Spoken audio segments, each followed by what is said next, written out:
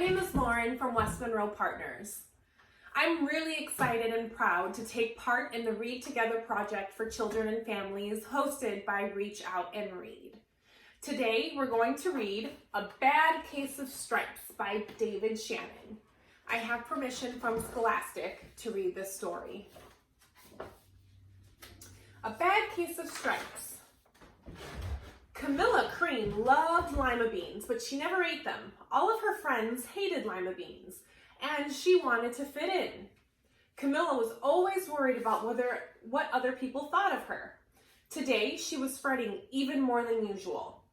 It was the first day of school, and she couldn't decide what to wear. There were so many people to impress. She tried on 42 outfits, but none seemed quite right. She put on a pretty red dress and looked in the mirror. Then she screamed. Her mother ran into the room and she screamed too. "Oh my heavens," she cried. "You're completely covered with stripes." This was certainly true. Camilla was striped from head to toe. She looked like a rainbow. Mrs. Cream felt Camilla's forehead. "Do you feel all right?" she asked. "I feel fine," Camilla answered. "But just look at me." "You get back in bed this instant," her mother ordered. "You're not going to school today." Camilla was relieved. She didn't want to miss the first day of school, but she was afraid of what the other kids would say, and she had no idea what to wear with those crazy stripes. It's a picture of her stripes.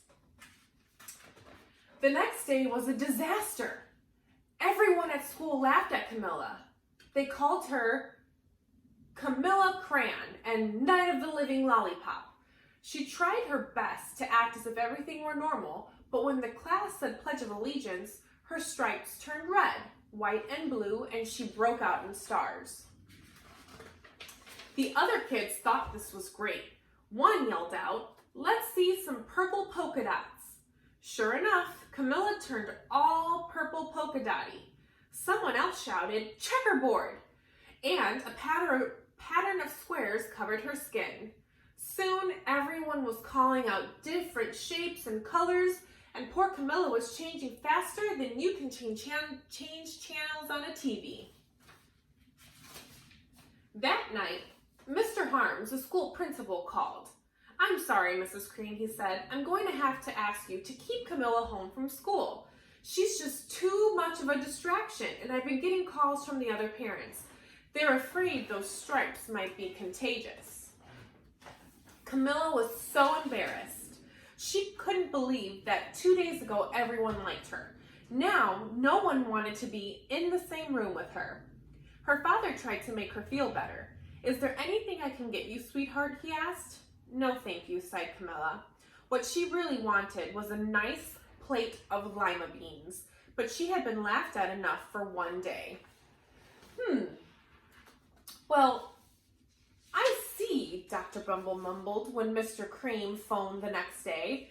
"I think I'd better bring in the specialists. We'll be right over."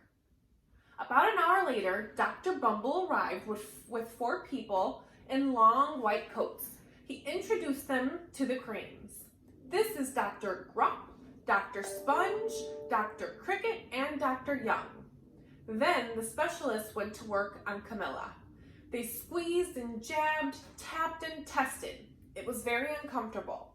"Well, it's not the mumps," concluded Dr. Grop. "Or the measles," said Dr. Sponge.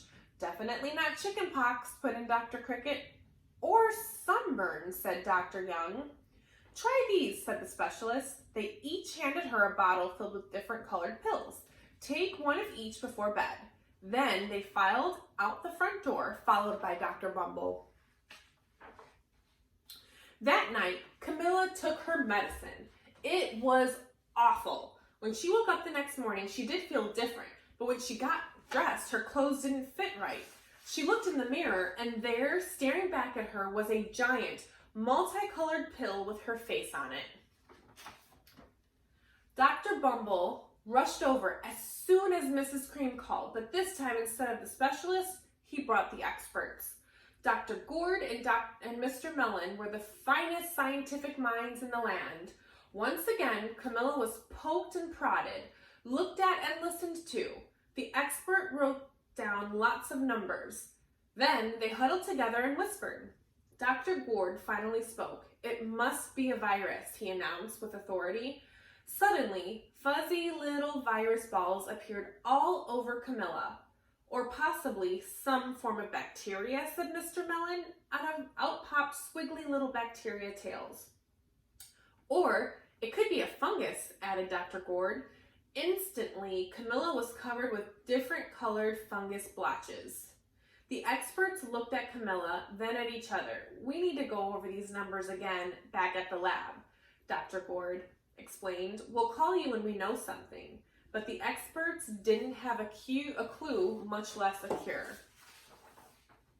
By now, the TV news had found out about Camilla. Reporters from every channel were outside her house, telling the story of the bizarre case of the incredible changing kid. Soon, a huge crowd was camped out on the front lawn. The creams were swamped with all kinds of remedies from psychologists, allergists, herbalists, nutritionists, psychics, an old medicine man, a guru, and even a veterinarian. Each so-called cure only added to poor Camilla's strange appearance until it was hard to even recognize her. She sprouted roots and berries and crystals and feathers and a long furry tail, but nothing worked.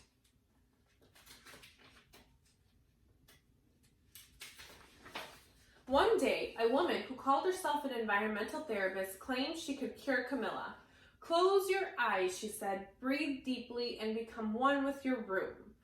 "I wish you hadn't said that," Camilla groaned. Slowly, she started to melt into the walls of her room. Her bed became her mouth, her nose was a dresser, and 2 paintings were her eyes. The therapist screamed and ran from the house.